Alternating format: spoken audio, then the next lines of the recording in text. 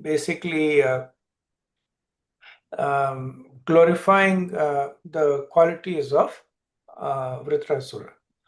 So, just in terms of a recap, the chapter begins with Vritrasura chastising the demigods when he sees them attacking the asuras from behind while they were leaving the battlefield in fear. The devas were attacking the retreating asuras. And Vritrasura considered this to be conduct not befitting Kshatriyas who follow Kshatriya Dharma.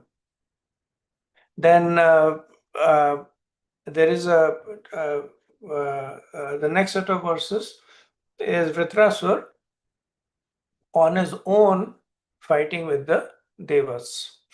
And then we see that how Vritrasura is much too powerful for the devas, including Indra. And now, interestingly, Vritrasura starts chastising Indra for not using the Vajra.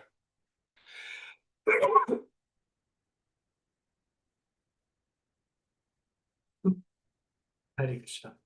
So Vritrasura starts chastising Indra for not using the Vajra, and Srila Prabhupada and the Acharyas note that this is Vritrasura wanting to hasten his own end. So Indra is standing there with the Vajra in his hand, but he still lacks faith in the Vajra. So instead he's fighting with his club, which Vritrasura is easily defeating. So he's now instructing Indra to have faith in the word of the Lord, because the Vajra has been specially constructed based on the instructions of Lord Vishnu. And Vritrasura is upset that Indra, even though he has received the direct mercy of the Lord, is choosing to ignore it and is relying on his own strength. So in the mood of a devotee, he is chastising Indra and asking him to follow the path of bhakti, even though this path would lead to Vritrasura's destruction. But that is why his qualities are glorified, that he considers pleasing Lord Vishnu to be at a much higher level than any material consideration. So verse 23 is the last verse in the instruction of Vritrasura to Indra. Traivarika yasa vigatamasmat patir vedate purushasya shakra tato numayo bhagavat prasado yodo labo kinchan gocharanai. Our Lord, the Supreme Personality of Godhead, forbids his devotees to endeavor uselessly for religion, economic development, and sense gratification. O Indra, one can thus infer how kind the Lord is. Such mercy is obtainable only by unalloyed devotees, not by persons who aspire for material gains. So Vritrasura is saying that Trey, Varikyasya Vighatam, that the Supreme Lord forbids his devotees in engaging in this Trayvarg. Right? So Dharma, Artha, and Kam. Moksha is excluded because moksha is a stepping stone to transcendence, but specifically Dharma. So when moksha is removed, then essentially Dharma is for Artha and Kam. So this is essentially the Karmakand aspect of the Vedas or the goals of the Vedas. So Vishwanath Chakravarti, as usual, not as usual, but many times to unfold deeper topics, he presents it as a conversation, right? So he says that based on what Vritrasur has been saying in the past, now he says to Indra that I have told you the method of killing me, not because you have the mercy of the Lord. Because the Lord is giving you wealth and enjoyment, you should consider that He does not have mercy on you. For His sincere devotees, the Lord creates obstructions for endeavoring from Artha, Dharma, and Kam. So Vishnu Chakravarti says that in the past verses, Vritrasur is encouraging Indra to use the Vajra to kill him. In this verse, Vritrasur is clarifying that I'm telling you this not because you should not think that you're a very exalted devotee and in a mood of serving and more exalted Vaishnav, I am giving them confidential information. And so what is the index of one who is receiving the mercy of the Lord? So Vritrasur says that one, that the Lord does not engage in Trey Varigyasya. But in your case, Indra, the Lord is not creating any obstruction. In fact, He is facilitating your material enjoyment and wealth. So do not think that you have received the real mercy of the Lord. So hearing this, Indra responds that, but we have never had such an experience. The Lord has always helped me getting these opulences in the past. So essentially what is Indra saying? That Vritrasur, you are indicating that when the Lord bestows Artha, Dharma and Kam, He is not really bestowing His true mercy.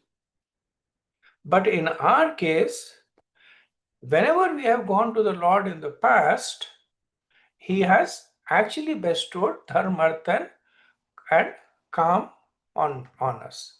I don't have any experience in which the Lord has created obstruction in me getting these opulences. So Vritrasur says, yes, Indra, you are right. Because this mercy is only available to Akinchan Gochara, those who are solely dedicated to the Lord. Same phrase is used by Kunti Devi in her prayers, that you are the property of those who are Akinchan Gochara. So Vritrasur is using the exactly same phrase, Akinchan Gochara, that he is those who have given up all desires to take shelter of the Lord. That mercy of the Lord is available to them. But Indra, you are a materialistic person, which is why that mercy is not available to you. So Indra then objects, saying that you're actually wrong, Vritrasur. Many times in the past, I have gone to the Lord and the Lord has taken incarnation to help me. So this is the Lord coming in various incarnations to help Indra. So he says that I actually feel that I have received the mercy of the Lord. So Vritrasur says, maybe, but you have not received His complete mercy. Right? So here Vritrasur is putting a subtle point that those who get material opulences have received the mercy of the Lord, but not the complete mercy. Right? Not the actual mercy. So he says that devoid of the actual mercy of the Lord, you will attain wealth. With a strong desire to attain these opulences, O Indra, quickly throw the thunderbolt to me. Right? So this is the Vishnu Chakravarti is saying this is the undercurrent of the instructions that Vritrasura is giving Indra. So Prabhupada says in the purport that Indra, for example, although a devotee, was not much interested in release from material bondage. Instead, he desires sense gratification and a high standard of material happiness, the heavenly planets. Vritrasura, however, being an unalloyed devotee, aspired only to serve the Lord. Therefore, the Lord arranged for him to go back to Godhead after his bodily bondage was destroyed by Indra. Vritrasura requested Indra to release a thunderbolt against him as soon as possible, so that both he and Indra would benefit according to their proportionate advancement in devotional service. Right? Prabhupada is summarizing the prayers by Vritrasura. So Vishnu Chakravarti Thakur says that at this point, Vritrasura is feeling disheartened by Indra. So just like a pure devotee, because they're at a completely different level, when they're preaching to materialistic people, they're not able to make the connection. Like Srila Prabhupada's famous statement, like, what is the problem? The disciple went and said that I can't do this, I cannot do that, I cannot chant. And Prabhupada was genuinely confused. And he says, what is the problem? So Vritrasura is genuinely confused about why Indra is not throwing the thunderbolt.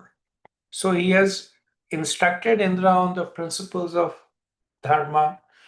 He has assured him of his success. He has also guaranteed that it would be his end. So in all ways, from the material perspective, from the spiritual perspective, Vritrasura has been trying to convince Indra, but Indra is still standing there on the battlefield. He has the Vajra in his hand, he's not using it. Instead, he's allowing himself to be beaten up by Vritrasura. And Vritrasura is aware of his own prowess. Like he knows that Indra is no match for him. Without the thunderbolt, Vritrasura is aware that he can single-handedly annihilate not just Indra but all the devas. And that's not the path that he wants to go. But he knows that if Indra continues to act in that way, he will be forced to go down that path. So what does Vritrasura do? What does a devotee do when they are in an intractable situation? Krishna. So the next set of verses is Vritrasura now. He's saying, okay, I want nothing to do with Indra. He begins to pray to Krishna. Verse 24. Aham hareta pade kamula dasanudaso bhavita smibhuya manaha smaritashu patir gunamste granita vak karma karo tukaya. O my Lord, O Supreme Personality of Godhead, will I again be able to be a servant of your eternal servants, who find shelter only at your lotus feet? O Lord of my life, may I again become their servant, so that my mind may always think of your transcendental attributes. My words always glorify those attributes, and my body always engage in the loving service of your Lordship. So, in 4 verses, 24 to 27, Vritrasura offers exemplary praise to the Lord. Right? So, seeing that Indra has still not thrown the thunderbolt, Vritrasur thinks, what can I say to this rascal who sees everything materially? Yeah, this is now obviously Vishwanath Chakravarti commenting. Um, so generally, I think one thing important here is that as devotees, we do not disrespect other devotees, right? And actually, one of the offenses um, is to blaspheme the devas. Right? That's one of the offenses. Now, the second offense is to consider the names of the demigods to be equal or independent of the name of Lord Vishnu, which is a different kind of offense, that you're giving the devas a position that is not theirs, giving them the position of the Supreme Lord. But the flip side of it is that you're taking away the position, right? Because the first offense is to blaspheme the devotees of dedicated their lives for propagating the holy name of the Lord. And they was in that category. Right now they may be mixed devotees, but nevertheless they are devotees, right? So Prabhupada sometimes uses this. Here we see Vishwanath Chakravarti uses this verbiage, that what can I say to this rascal Indra who sees everything materially? So they have that vision which allows them to say that a lot of it is circumstantial. It is basically how the Leela is unfolding. It does not mean that we go around saying Indra is a rascal. It is a much more advanced devotee than any of us. It's mentioned that at the end of his life, Indra goes back to Godhead, right? Which means that he does mature to be a pure devotee. So anyway, over here, since Vritrasura is frustrated that Indra is not taking to his advice, he begins to meditate on the Lord. So while Vritrasur was preaching to Indra, concurrently his mind became fixed on the Lord. So even though his focus was to help Indra attain his material goals, because they were in line with what the Lord desires, but the side effect of that was that Vitrasur himself became absorbed in the meditation of the Lord.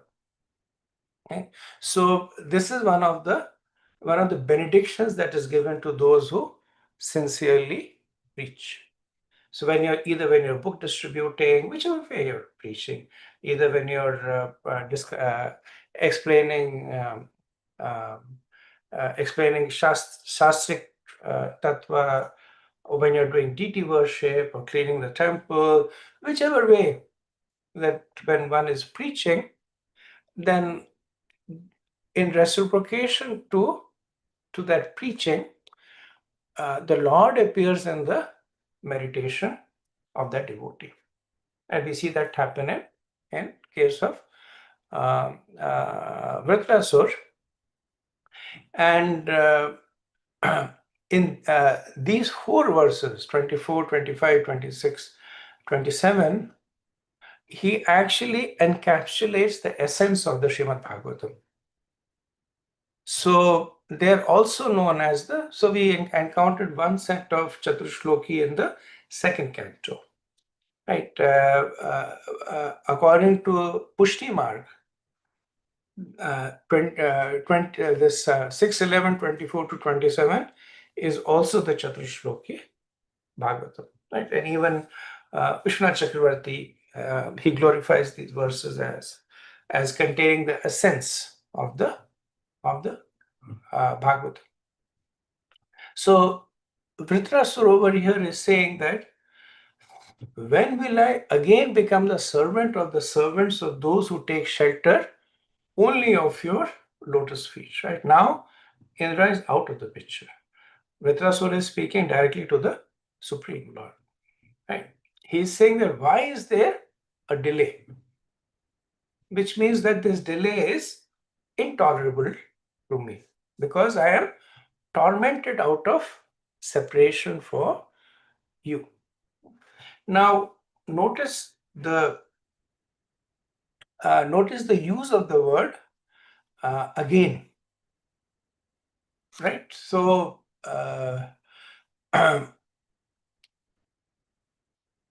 this is the the the meditation of a devotee who has actually now reached the stage of perfection. So they're seeing themselves as eternal servants of Krishna who have been circumstantially separated from him. Right? Because this whole millions of births in the material world, it shrinks to a blink of an eye. So when the pure devotee is at the stage of perfection, then they're looking at their original position when they were serving Krishna and his devotees, and this intermediate position when they were not. Right? So all these millions of births have now has been condensed into one generic phase that I was not serving the Lord.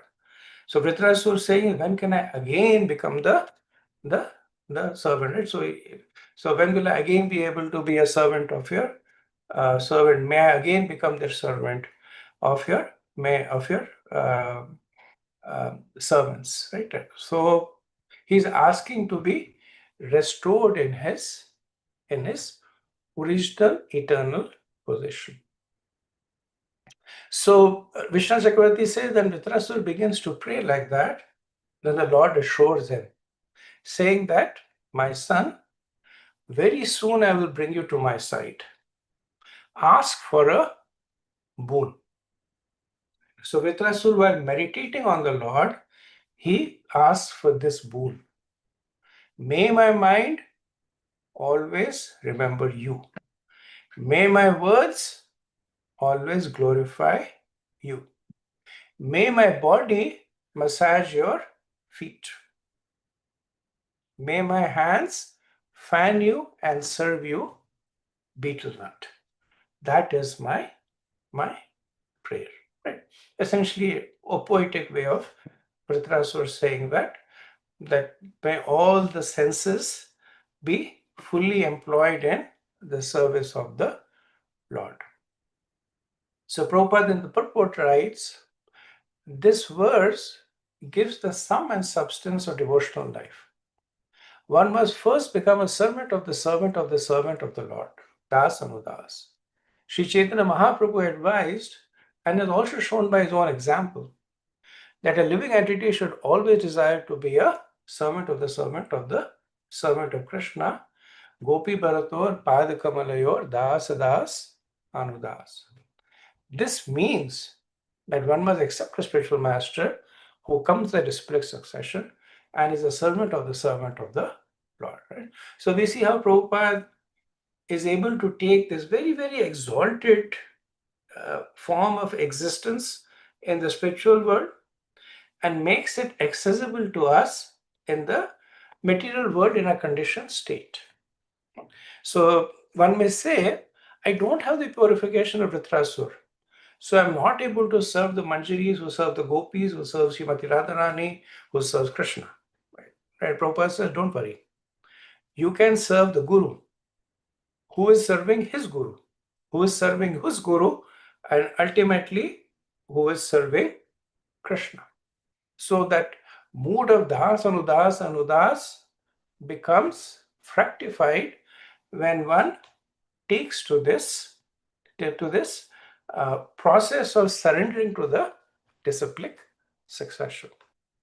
Okay. So what happens when one surrenders to the Guru? Prabhupada says that under his direction, one must then engage one's three properties, namely body, mind, and words. The body should be engaged in physical activity, the mind should think of Krishna, and the word should be in preaching. If one is thus engaged in the loving service of the Lord, one's life is successful. So you see the beauty of Srila Prabhupada's, how he makes these things accessible to us in our current state. Right, so Prabhupada purport was not there, we would look at this as a verse of an exalted devotee in a perfected state. Right? We may appreciate it and we may say that, Hari Bol and move on. Prabhupada is not allowing us to just move on. Prabhupada is saying is, this is actually accessible to you right now. How? Take shelter of a Guru Maharaj in a bona fide parampara. Under the shelter of the Guru Maharaj, don't sit idle. Follow his directions to engage body, mind, and words in the service of Krishna. Now you can consider yourself to be as much a recipient of the mercy of the Lord as Vritrasur is. Right? So Vritrasur has asked for 3 blessings in this in this verse. So he wants to become the servant of the devotees of the Lord. Dasa. He wants to fix his mind, internal meditation on the Lord, and externally he wants to serve, to be involved in the service of the Lord. So in one of the lectures on this, the person giving the lecture made this interesting point. So there is a medical or psychological condition known as schizophrenia. So schizophrenia is split personality, right? Sometimes you're one kind of personality, the other is a different kind. So we say that Vritrasura is a transcendental schizophrenic. He is a transcendental split personality. So his heart is given to the Lord. That is his internal. But his body is given to the demons, which is why he is standing on the battlefield and readily engaging in warfare against the devas. Now, Vritrasur is not justifying his wrong activity, right? What he's aspiring for here, what he's saying is that let my body be aligned to my heart. So in his heart, he is surrendered to Krishna. His body, which is driven by the modes, is averse to the mode of goodness. Right? It's in the mode of passion and ignorance. His prayer is that let my body and mind be aligned. Aligned in the sense the body follows the mind, not the other way around. That's his prayer. So that should be the prayer of a devotee. So in a way, this is our situation. That internally we have accepted Krishna. Because we are all following Krishna consciousness without any external compulsion.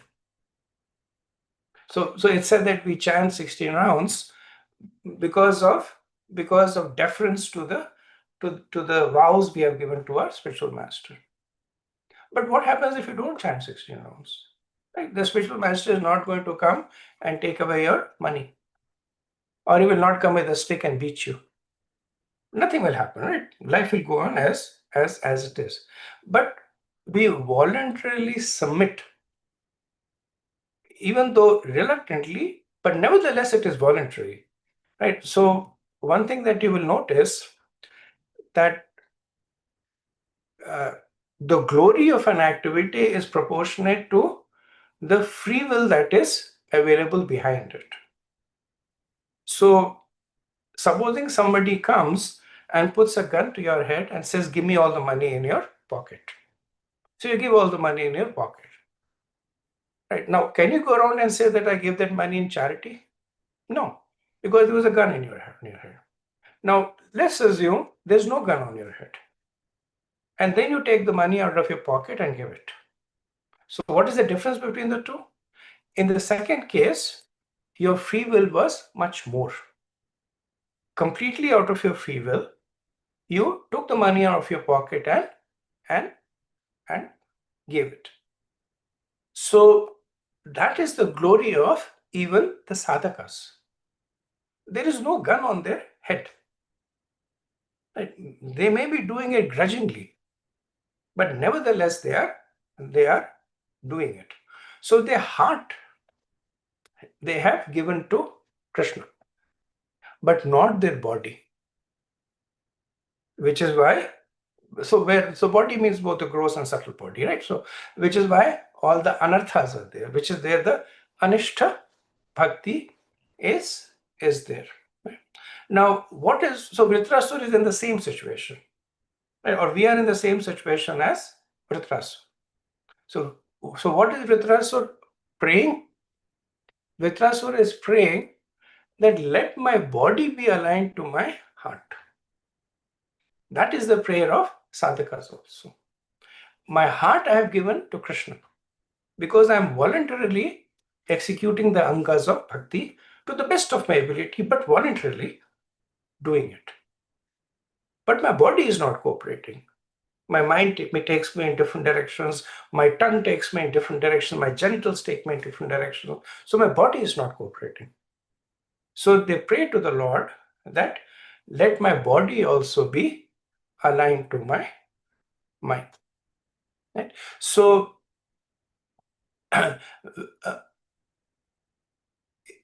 if you look at the mood of Vritrasur, he is not justifying his material absorption. He's lamenting it. Right? He has a body of an asura and he is acting according to it. Right? So he recognizes the limitation of the body, but he laments it. Similarly, a practicing devotee should not justify the pushings of the body. They can recognize it, they can lament it, but they should not justify it. Right? They should not say, "Well, I have a tongue, so it's the nature of the tongue to be engaged in whatever prajalpa or whatever it is, and I have I have this sense that requires satisfaction." So many people, pseudo-religious, right? Devotees show it in a lesser extent, or it's more subtle in them.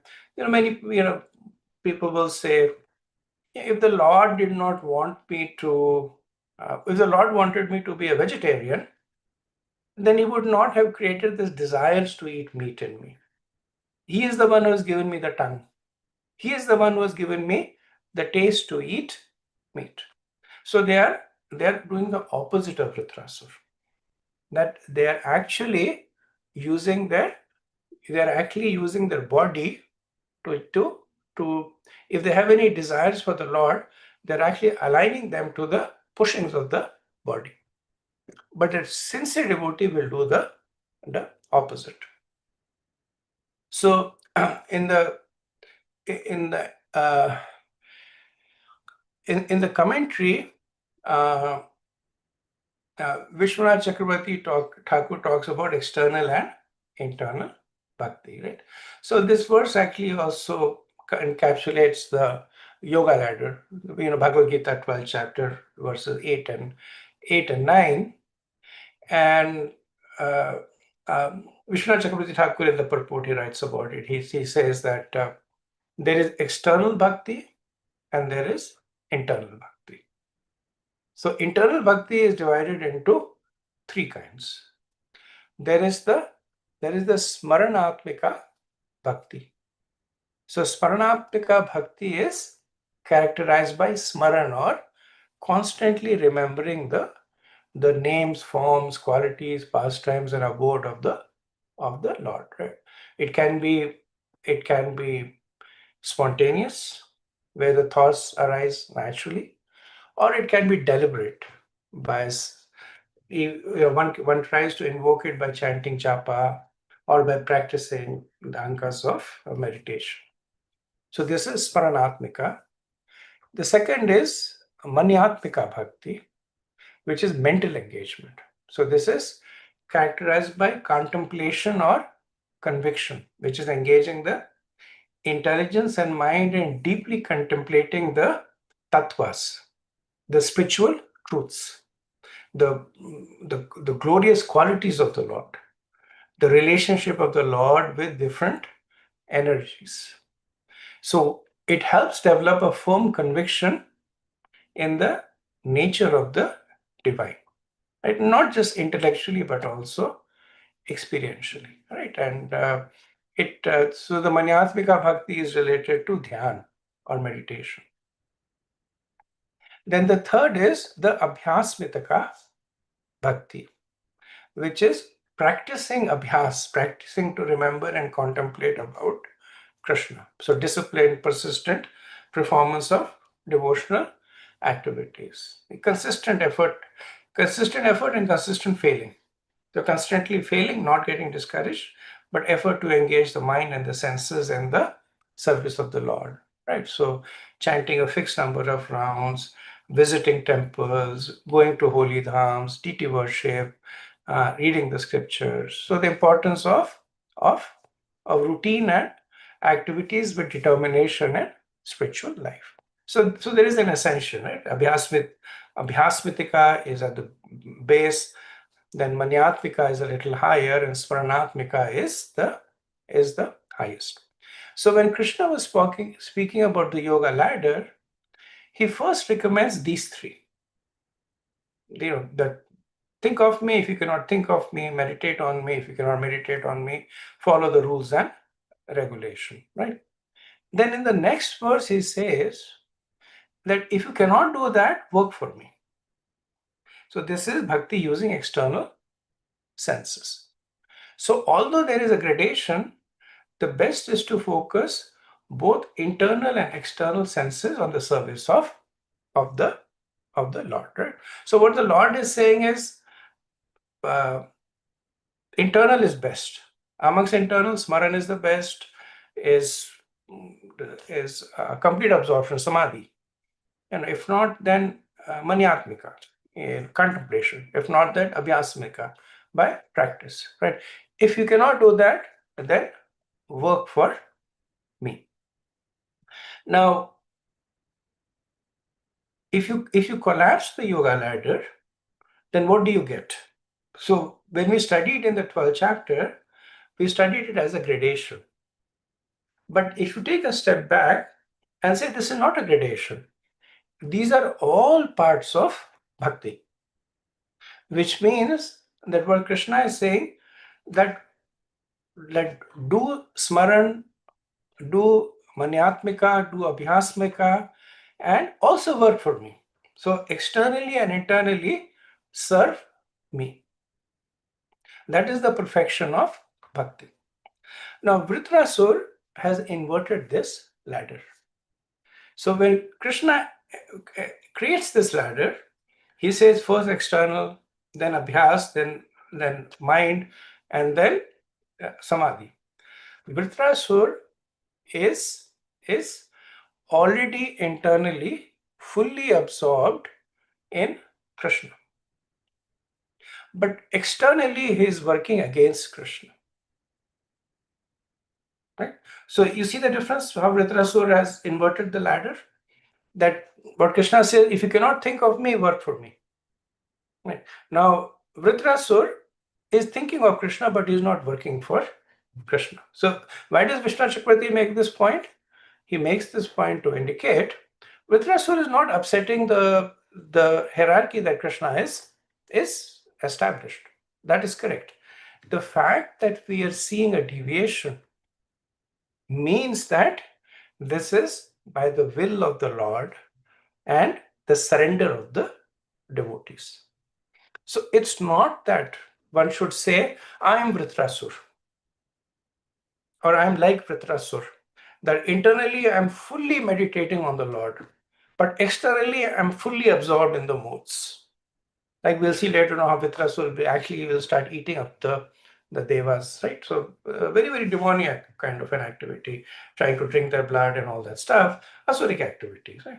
So some people might say, I'm like Vritrasur, that internally I am absorbed in the service of the Lord, but externally I am driven by the modes. Just like Krishna liberated Vritrasur, he will liberate me also. That's not going to happen, because the order that Krishna gave, that order cannot be circumvented. The fact that Vritrasur is apparently circumventing it means that the mercy of the Lord is active over here.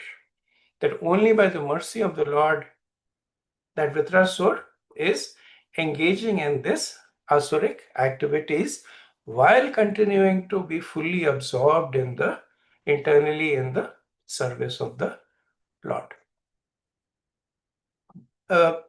In the first canto, 8th chapter, we see that Kunti Devi is also offering the same prayers as Vritrasur. Right? What does she say? That let my thoughts constantly flow towards Krishna. However, on a physical platform, we see that Kunti Devi and Vritrasur are completely different. Vritrasur is a full-on demon.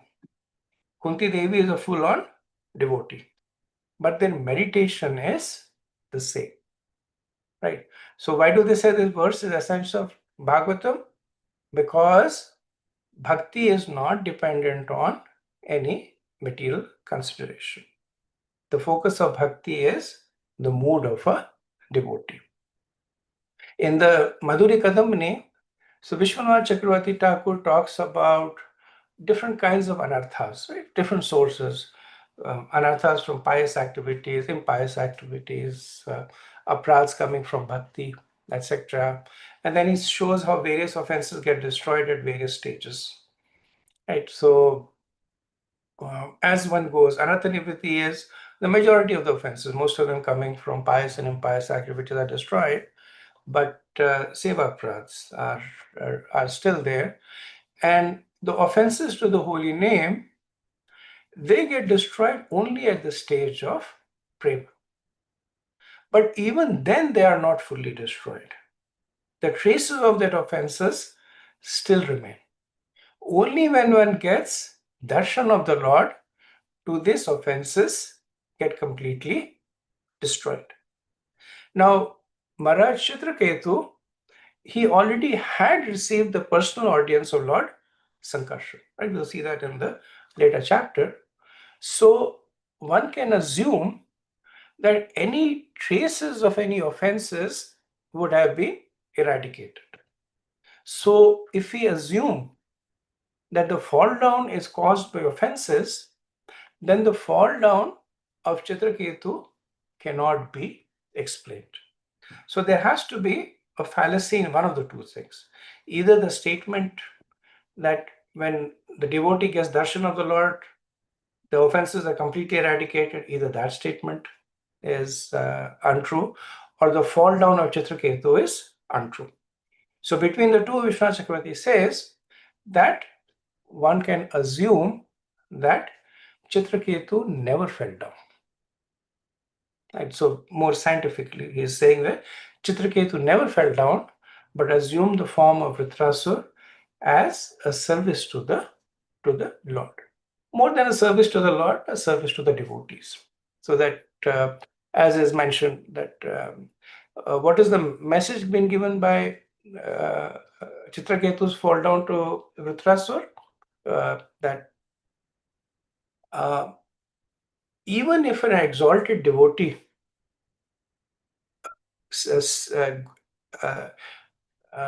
deviates from the path of dharma, the Lord is unhappy with him.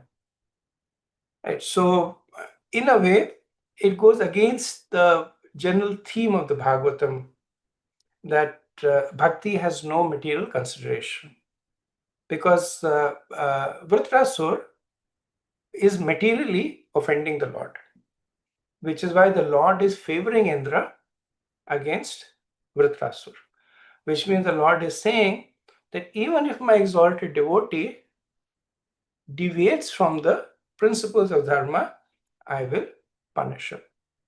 But as we have also discussed, this is only superficial. So Chitraketu did not actually fall down.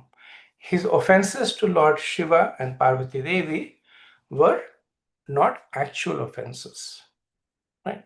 If they were actual offenses, then Vritrasur would not be transcending the modes the way he is. That he's completely covered by the mode of passion and ignorance, but he's speaking the words of a pure devotee, which means that the fall down was not factual.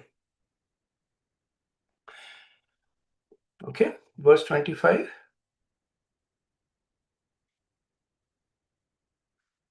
Nanak prastham na cha param masthyam na sarvabhaumam na rasadhipatyam na yoga siddhira punarbhavam va samagasva viraya kangshe. O my Lord, source of all opportunities, I do not desire to enjoy Dhruvlok, the heavenly planets, or the planets where Lord Brahma resides, nor do I want to be the supreme Lord ruler of the earthly planets or the lower planetary system. I do not desire to be master of the powers of mystic yoga, nor do I want liberation if I have to give up your lotus feet. So Vishwanath Chakravarti says that when Vritrasur chanted the previous shloka, in which he is glorifying the Lord with so much of sincerity, Vishwanath Chakravarti says Lord Sankarshan appeared in the mind of Vritrasur and offered him all kinds of opulences. Right. So you see that the word na is repeated 5 times. Nanak prastham na cha paramastham na sarvabhumam na rasadipyam na yoga siddhir. So Vishwanath Chakravarti says that in Sanskrit, because it's a very, he doesn't say that, but this is more an expansion of what he means, that because it's a very scientific language, just one no would be sufficient. And there is this rule that says that if you use the na in a certain way, the negation applies to all the statements that follow it. So if that na was used in that way, then all the statements that would follow would automatically inherit the negation. But Vritrasur uses na negation over and over. 5 times he uses this to emphasize that he is steadfast in the so he had asked for 3 benedictions in the previous verse. He had asked for that my body be engaged in your service externally, then that I meditate on you internal, and Dasa Vaishnav Seva, which is essentially the samabonam, the essence of devotion. Right. So he's saying that all these other benedictions that you're offering me. Now he's saying that to Lord Sankarshan, with Vishnu Chakravarti, that's why interpolates this, and Lord Sankarshan came and said, here, take Dhruvlok and enjoy it. Or you don't like Dhruvlok, go take Brahmalok. Become the supreme ruler of the upper and lower planetary systems. You want more? Take all the powers of mystic yoga. You want more? I am granting you liberation. So to each one of them, Vritrasur says, no, no, no, no, no. And so he is addressing the Lord as Samagasyatva. So Samagasyatva means you are the source of all benediction. So he's agreeing. It's not that I doubt you, Lord Sankarshan, that you can award me all this, because you are Samagasatva, that you are the source of all the benedictions. But I do not want it. So we see another devotee having the same mood, like we see in the prayers of Prahlad Maharaj. Then Narsinghdev was explicitly offering benedictions. And Prahlad Maharaj also rejects it. Here it's more at a subtle level. So Prabhupada says that a pure devotee never desires to gain material opportunities by rendering transcendental loving service to the Lord. The mood of the pure devotee is Das Bhavitasmi. Okay, let's go to the next verse, and then we'll stop for any discussion after that.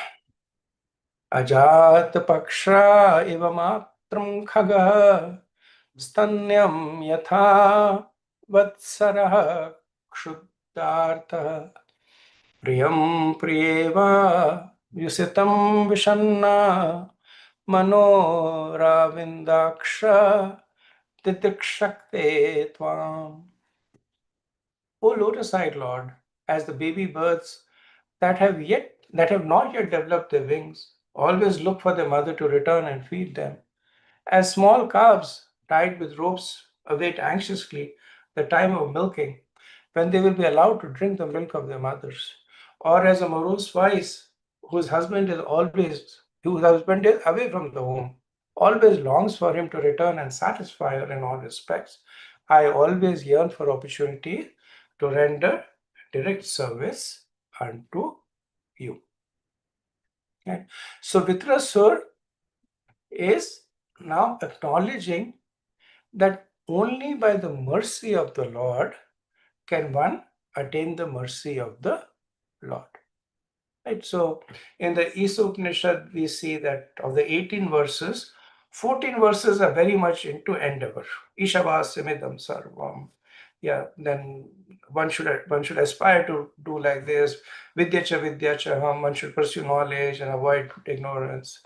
Then in the last four mantras, the mood completely changes. There, the mood is, please, Lord, give me liberation. Please remove the effulgence around you. Right? So, we see now Vritrasur simply throwing himself to the mercy of the Lord.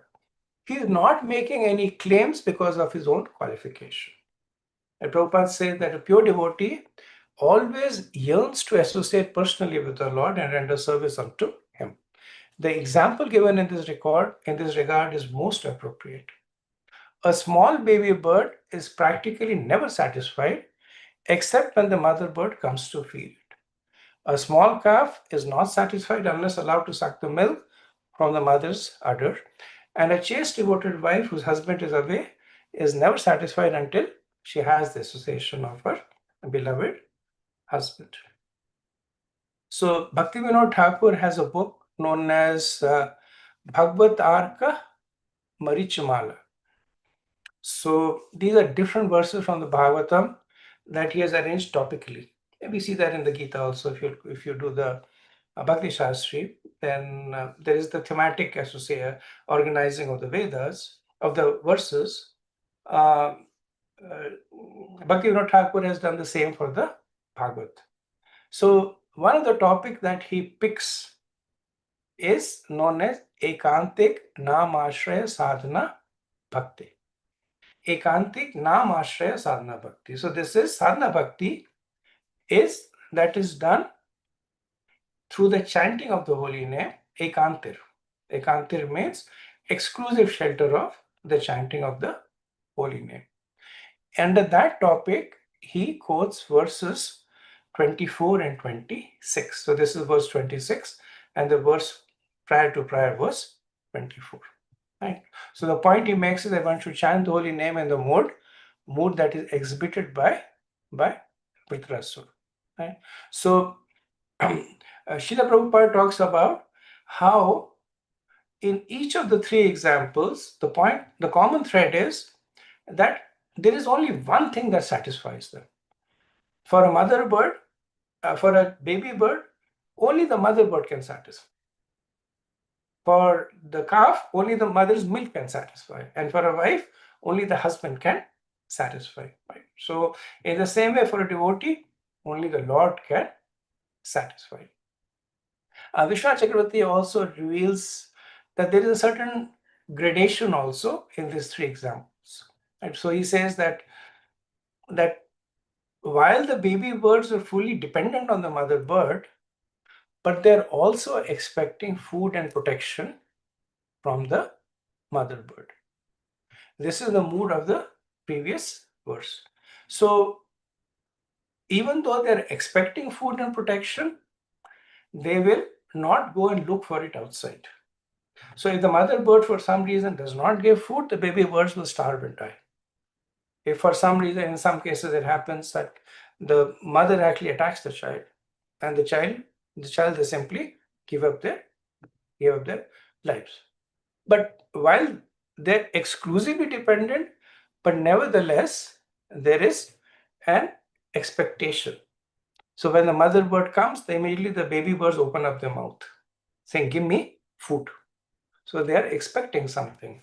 So Vishwanath Chakravarti says that this is like it indicates something outside of the Swarup, which is, he says, when devotees expect Swarga or Brahmaloka. So Vitrasur is not satisfied because he does not desire anything than to experience the sweetness of the Lord. So essentially, Vitrasur is saying that I am not like those baby birds who are expecting something outside their constitutional position, who are expecting elevation to Brahmalok or Swarga. All I want to do is to experience the sweetness of you. Then he gives another example that the young calves, they're tied by the rope and they suffer from intense hunger and thirst when they're separated from the mother. So their only meditation, their only determination is to drink the mother's milk. They don't have any other thought.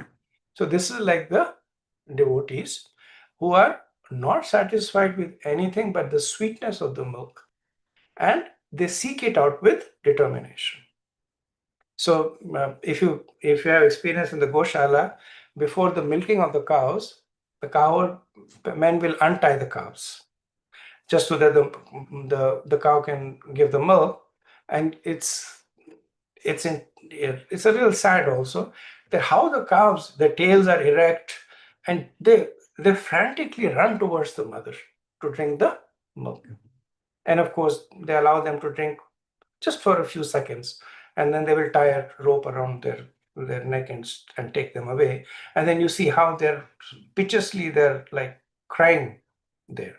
So Vishal Chakravarti said this is a more advanced devotee who is only seeking to taste the nectar of the Lord. But the cows have no desire to serve the cow.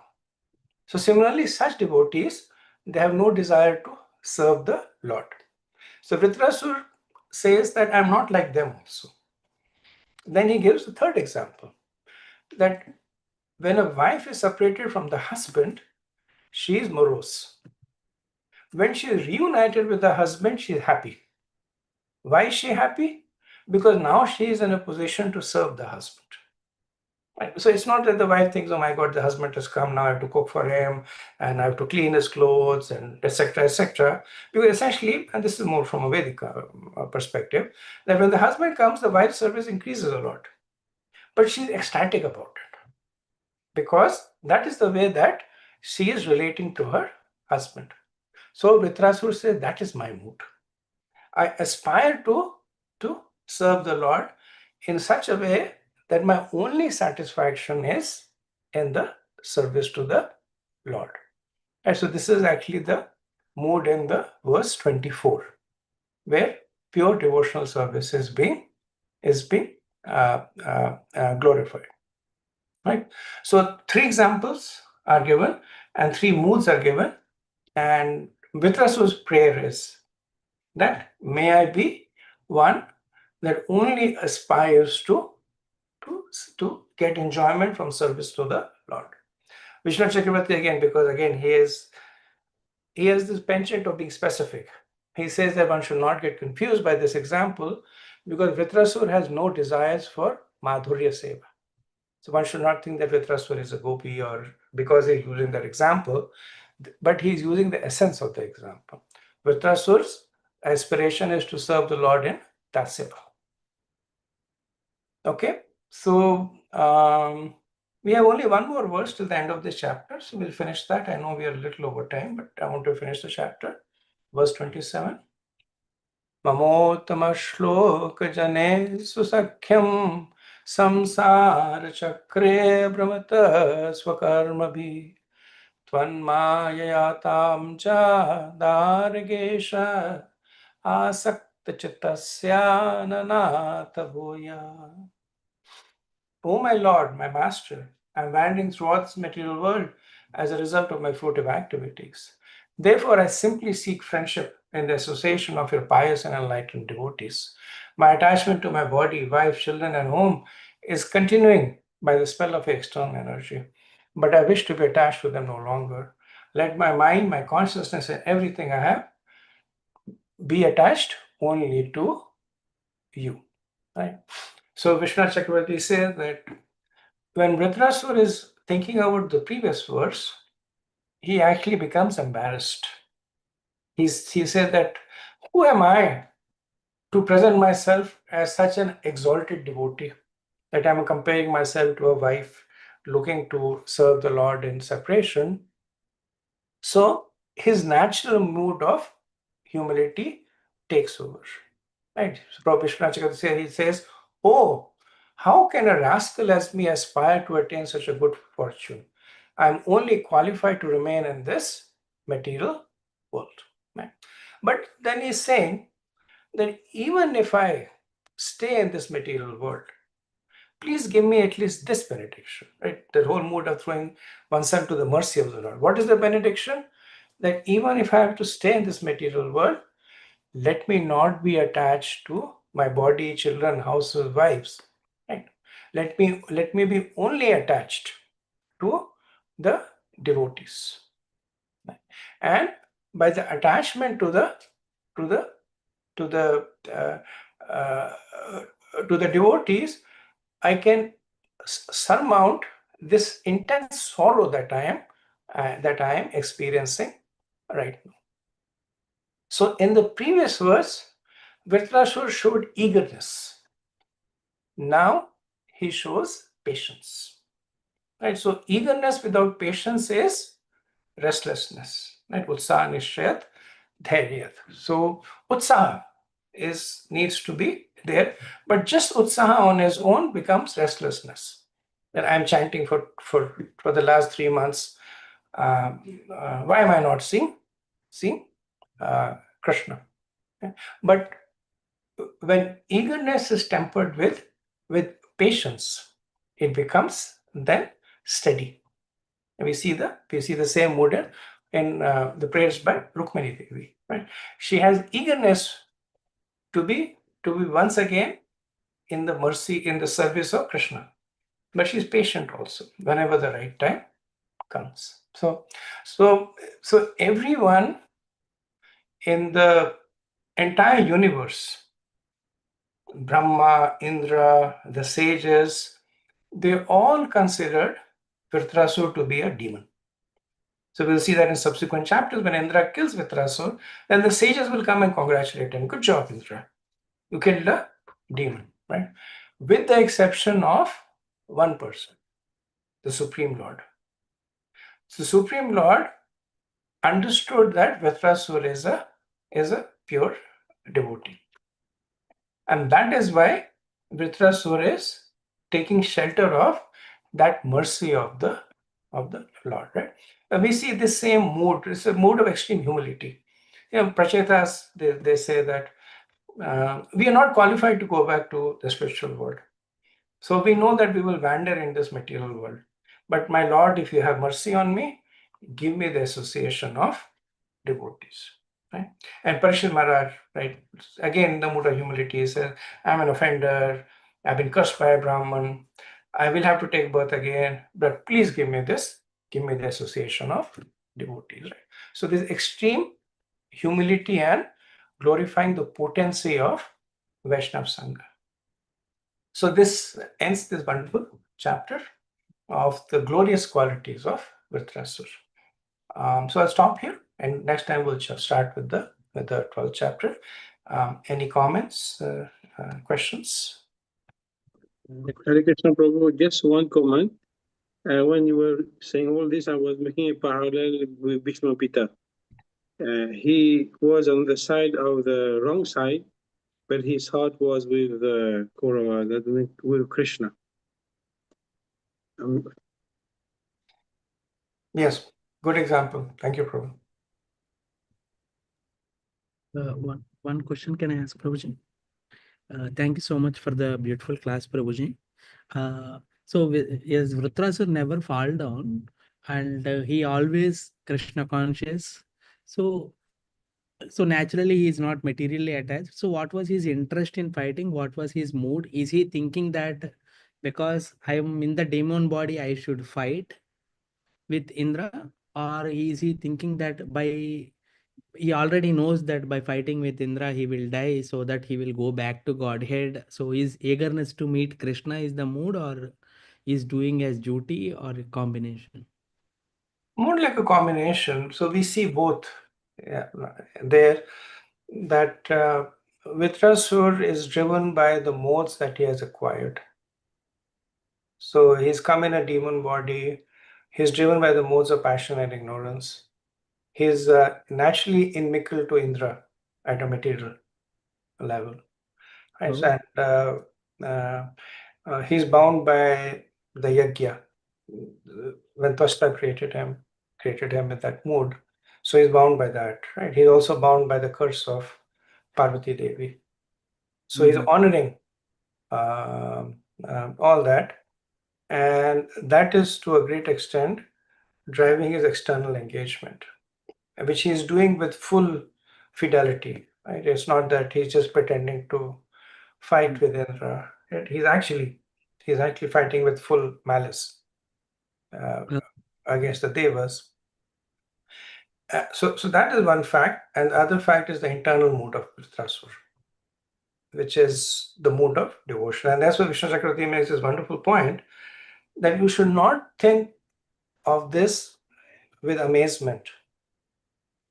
If you want to understand the mood of Vritrasur, you should go and look into the mirror. Because each one of us has that mood. That externally we are driven by the modes. Internally, we understand the importance of our surrender to Krishna. Internally, we have accepted Krishna as the personality of Godhead. Very few devotees internally will pray that may I not go back to Godhead, or may I not do this or that. Very few devotees, or zero devotees will pray that. But externally, we are all also engaged, driven by our anarthas. Right? That's what Vritrasur is. That's what the person who's giving the lecture says, that he is a transcendental schizophrenic. That he has two personalities. Externally, he has one kind of personality, and internally, he has a different personality. Right? That's what I think. When you were discussing that point, you were not engaged in listening at that point. But this is the big takeaway. I spoke quite a bit about it. This is a big takeaway from this pastime of Vritrasur, that when we see Vritrasur as ourself, it's not to drive us down, but now we can see how Vritrasur perfected his life. Externally, he was asuric, internally, he was devotee. And from that position, he went back to Godhead. So he has basically created the path for us to follow. Yes, Prabhuji. Sure, Prabhuji. Okay, thank you very much. वाञ्छकल्पतरुभ्यश्च कृपा सिन्धुभ्य एव च पतितनाम पावनेभ्यो वैष्णवेभ्यो नमो नमः। अनंत कोटि वैष्णववृंद की जय। श्रील प्रभुपाद की जय। जय गौर Premanand. Hare Krishna. Thank you so much.